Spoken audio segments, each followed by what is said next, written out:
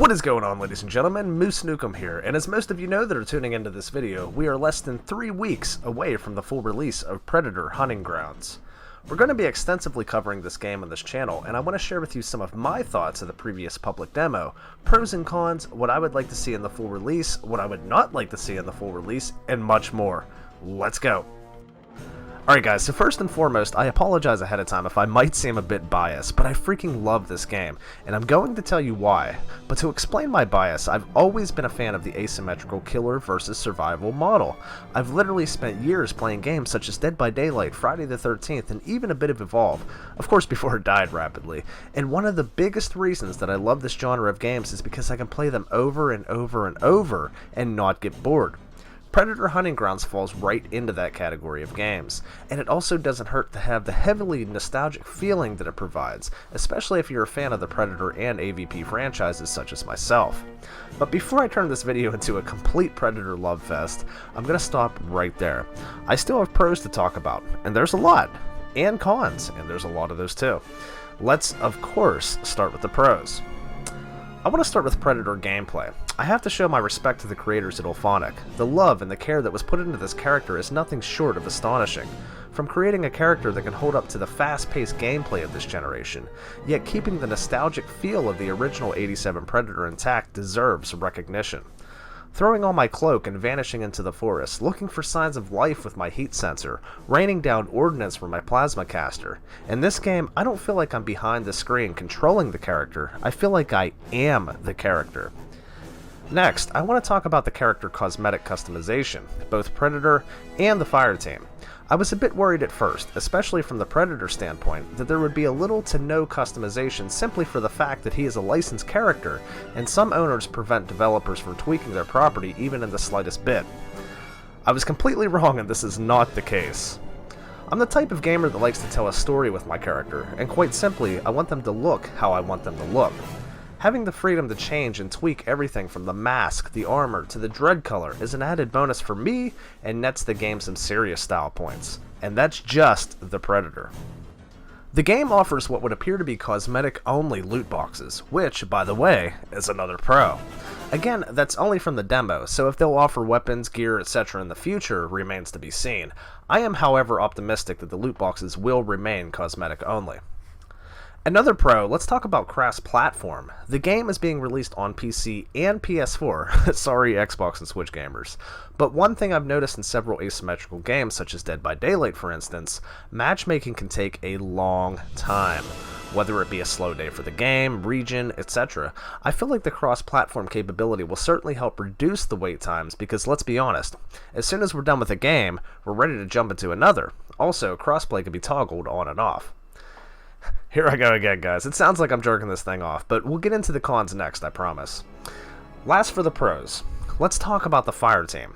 The object is not only to escape or kill the Predator, but to complete a series of missions in the midst of the chaos, all while fending off hordes of AI, and of course, constantly looking over your shoulder for the real threat that you know is eventually coming.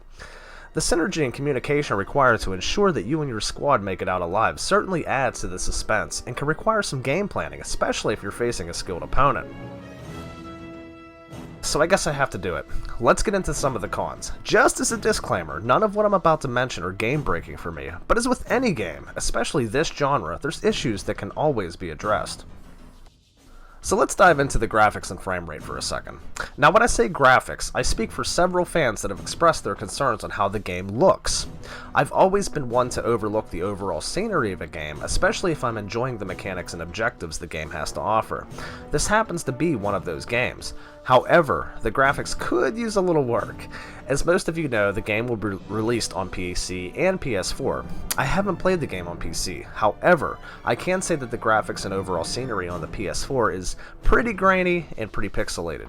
Up close, it's not bad at all. But when looking off into the distance, for example in the trees when you're looking for the Predator, things can become pretty pixelated. At times, especially when playing Fireteam, I'll find my frames dropping drastically. Mostly when I'm in a mob of AI and the Predator's attacking, all at the same time. The frame rate issue, however, I believe will probably be addressed and fixed. Next, from a Predator standpoint, I'd like to touch on the plasma caster. It's become clear that the main purpose for the caster is to separate and break your opponents apart so you can move in for the kill, as opposed to outputting severe damage. Yeah, you can hold the caster in for a long period of time and possibly down an enemy with a direct shot, but it comes with sacrificing a substantial amount of energy. That could be costly. I'd like to see a slight buff on the caster, and I mean slight. I'm going to talk about a few of the fireteam weapons, at least what was showcased in the demo. This may be a fragile subject, but hear me out. Oh, Painless, Blaine's iconic minigun from the original film. Yes, it's in the game, guys, and you'll feel like a total badass when you use it. However, during the last day of the trial, when everyone was pretty much leveled up to the max allowed by the demo, I found myself as the Predator, facing off against a team strapped with miniguns. Don't get me wrong, the gun is slow to aim, which it should be. And I'm not the best player by any stretch of the imagination, but finding myself simply taking down an opponent by grabbing and claiming them can be very regretful. Having 3 miniguns aiming at you close quarters can tend to shred every bit of life out of you within milliseconds. Sure, I need to get good, but I feel the miniguns could be addressed, especially if a full fire team is equipped with them. Maybe slow down the ridiculously fast reload speed? I don't know, but a little balance would be nice. Also, the grenade launcher could be a bit devastating for both the Predator and the fire team, especially at close quarters. If you have a whole squad firing grenade launchers when the Predator's on the offense, it's not going to go well for someone, whether it be the Predator, fire team, or all parties involved. Grenade launchers should be tweaked maybe just a little bit, in my opinion. Alright guys, so we've covered some of the pros and cons. Now let's talk classes. Now, the Predator comes equipped with a plethora of weapons, gear, and perks to piece together around your playstyle. A small taste, such as the combi stick, net gun, and smart disc, were introduced in the demo, but we'll dive more into builds and combinations when the full game's released and we have access to all of the items for both the Predator and the fire team. There are a set of classes for both the Predator and fire team to choose from depending on, again, your playstyle. For instance, let's start with the fire team. There's currently 4 classes to choose from, at least from what was shown in the demo. These classes are Assault, Recon, Scout, and Support.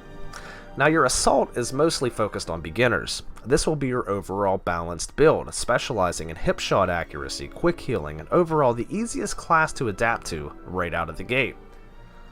The Scout class is mainly focused on ranged fire. If you like to snipe, this is your class.